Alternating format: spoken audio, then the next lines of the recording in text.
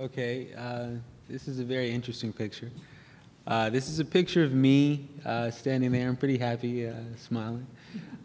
Next to me is President Joseph Kabila Kabange, standing in the brown shirt, and his daughter and he himself are both serving me a slice of birthday cake.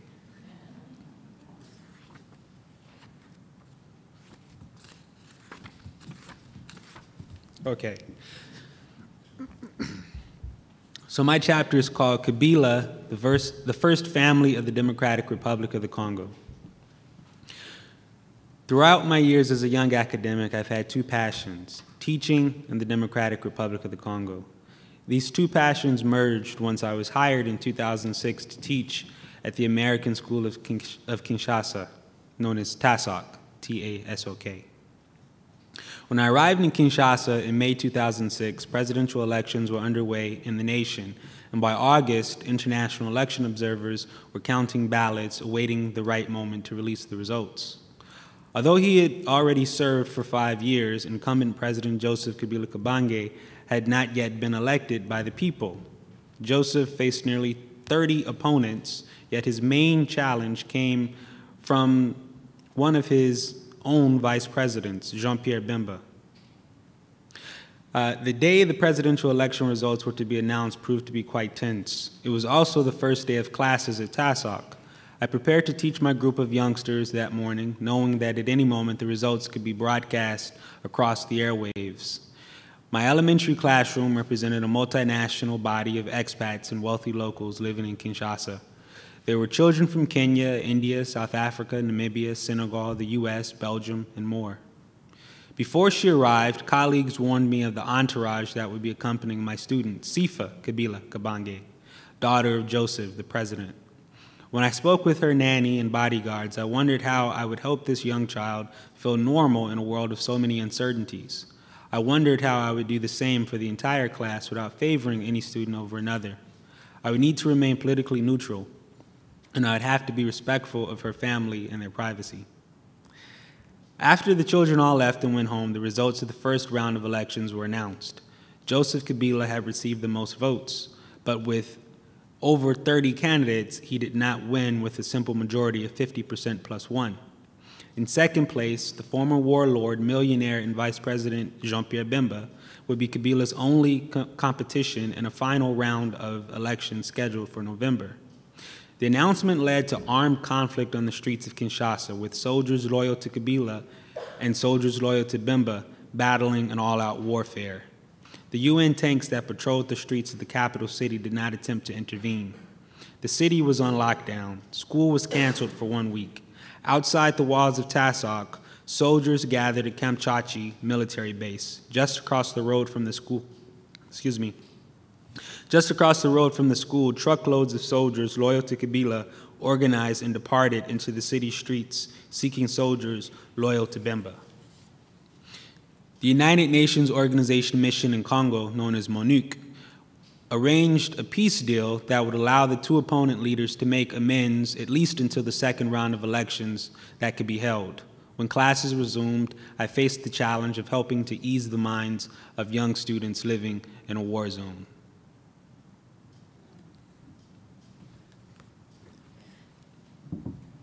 Thank you so much.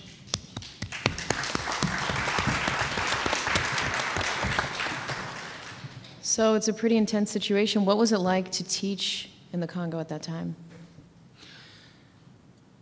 Well, it was a pretty intense situation. It was actually a choice that I had made, though.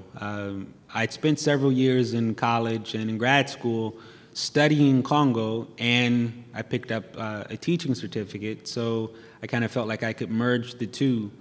But I had spent years learning Lingala, I'd spent years learning French, and so when I got there, it was sort of like a homecoming. I'd done research on the Congolese diaspora in Brussels and Paris, and so I was really familiar with the culture. But I did not expect to see the tanks, the UN tanks, and I did not expect to see some of the difficulties and the poverty that was so real to me while I was there.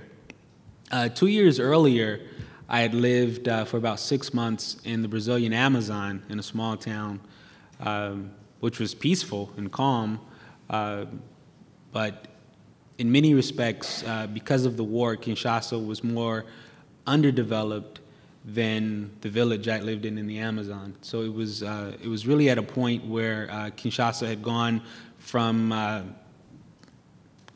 was referred to as Kin La Belle, or beautiful Kinshasa, in the 1970s and the 1980s, up until the time of 1997, with the war with Rwanda, which has led to the death of millions of Congolese at the hands of Rwandan soldiers living in eastern Congo.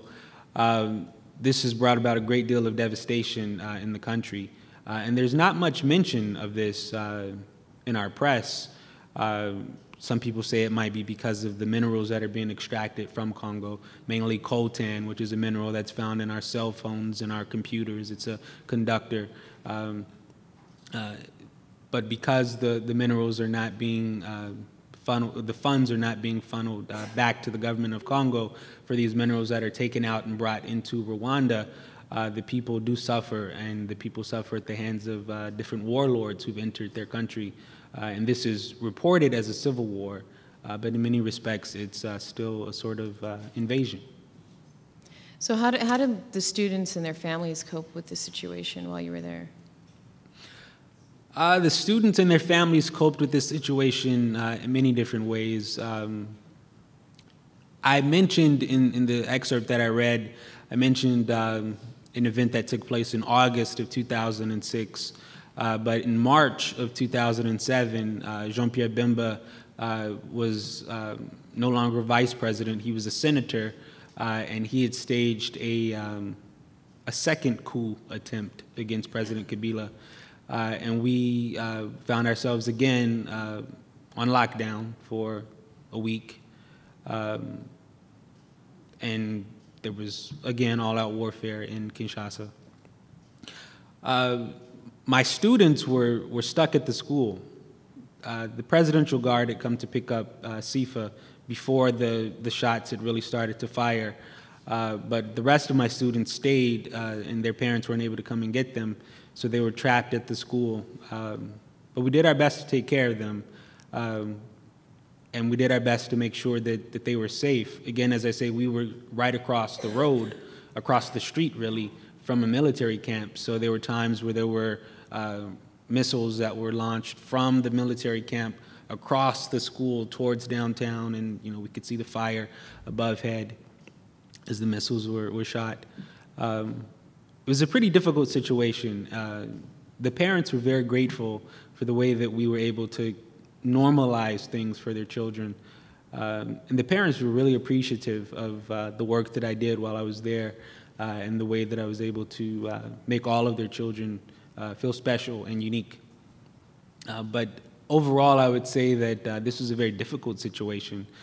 Some families, some of my colleagues decided to leave and end their contracts early because of the difficulties that we were facing in Kinshasa. I stayed for my full 2-year contract. Wow. So I know that you're a professor with the City Colleges of Chicago, and you do use this anthology in your class.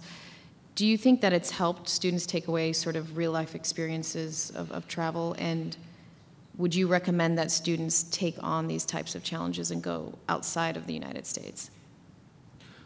Well, I do use this book in 2 of my classes. I teach African American Studies, and I teach anthropology, cultural anthropology. I use the entire text in cultural anthropology so that students get a sense of global studies and global diversity. And I think that it is very helpful to understand the world. The book itself is very helpful to understand the world. For African American Studies, I use the excerpts that are related to Africa so that my students can get a grasp or sense of what it means to actually go to the continent of Africa. I teach at city colleges with a mostly African American student body, so it's very important to have stories that are reflective of that return voyage, I guess, as Kim mentioned somewhat. While I was in Congo, the Democratic Republic of Congo, I visited the Republic of Congo across the river, but I went to a town called Pointe Noire. Outside of Pointe Noire, there is a former slave trading post, which reminds me of Kim's story a lot. In Ghana, there are many places where people don't know the history of these locations. And when it came to Luango, outside of Pointe Noire, there's a faded plaque stating that millions of people were taken from that location. But there's not much of memory associated with it. And so when I went on this trek into the wilderness to find the slave trading post along the ocean, many people didn't know what I was talking about. They took me to a monastery where monks were living, and I said, "This isn't where I'm trying to go. I'm trying to go to see the place where my ancestors would have been taken." Is what I described it as. But I think many of these stories, all of the stories in the places we've been, they give young travelers and young people who would like to travel and people who are not so young who'd like to travel, it gives them a sense of connecting back to what possibilities there are if you pick up and step outside your comfort zone and go to different places around the world. Mm-hmm. Absolutely.